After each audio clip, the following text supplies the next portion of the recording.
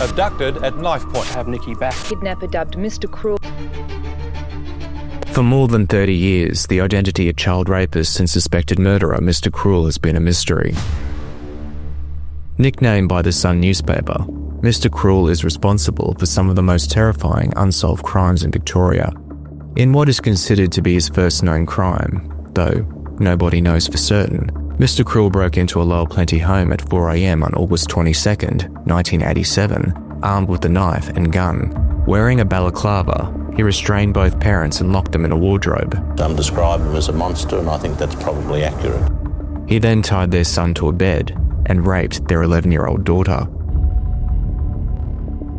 On December 27, 1988, he struck again, this time in Ringwood. Again, he broke into a family home in the early hours of the morning, armed with a gun and wearing a balaclava. The parents were bound and gagged, and he demanded money.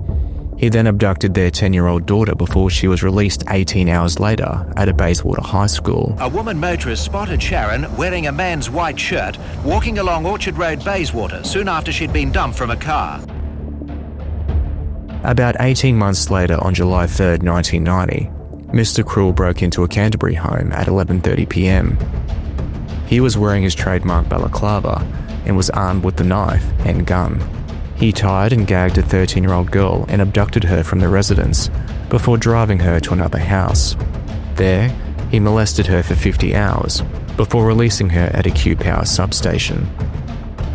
Mr. Cruel is also suspected of the murder of Carmaine Chan. The 13-year-old was abducted from her Templestowe home on April 13, 1991 by a balaclava-wearing man armed with a knife. Your favorite dress here, Carmen.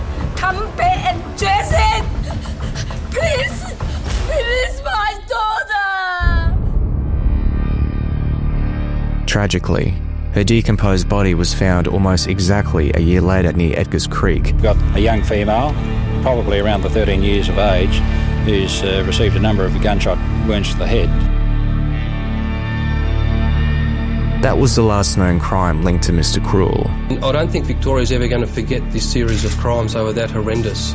Plenty of theories have been floated about who he is or who he was, but no one has ever been charged. This is despite authorities spending more than $4 million investigating the case over the years and interviewing more than 27,000 people.